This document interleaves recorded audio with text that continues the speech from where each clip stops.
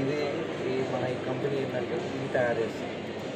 So ఇందులో కూడా మనకి ఏమున్నాయి, మనకి ఎంసీబీస్ పవర్ ఎప్పుడైనా ఎక్కువ లోడ్ పడితే ఏమవుతుంది, ఎగ్జాంపుల్ మీరు ఒక మెషిన్ యూజ్ చేస్తున్నారు, ఇంకో మెషిన్ యూజ్ చేస్తున్నారు, లైట్స్ ఆన్ పవర్ లోడ్ ఎక్కువ పడ్డప్పుడు ఏమవుతుంది, ట్రిప్ అవుతుంది. ట్రిప్ అయినప్పుడు ఇంకొన్ని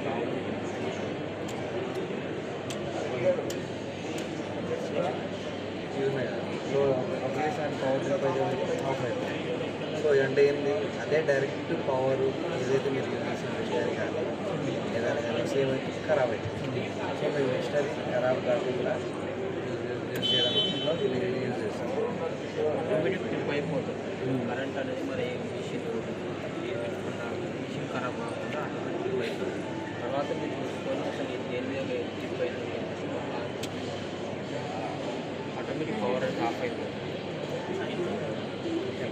ఇది పడుతుంది ఇండస్ట్రీ దీనికి ఏంటంటే ఇట్లా వైరింగ్స్ వస్తుంది, ఇక్కడ వైర్స్ వస్తాయి, positive terminal negative terminal. So circuit బ్రేకర్స్కి, సర్క్యూట్ బ్రేకర్ అంటే ఏంటి, what is circuit breaker, what is circuit breaker మీకు ఇచ్చిన ప్రోడక్ట్ కూడా ఉంటుంది, password based circuit breaker.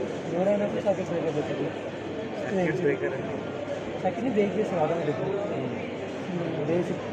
Power supply of.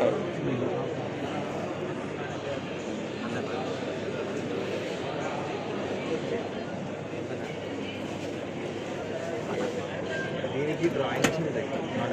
AutoCAD idea ఉంటుంది, ఆటోక్యాడ్లో డ్రాయింగ్స్ ఉన్నాయి. డ్రాయింగ్స్ ఏంటంటే ప్యానల్ ఈ బోర్డు ప్రతి ఒక్కటి అటు సైడ్ చూసారా కంట్రోల్ పైన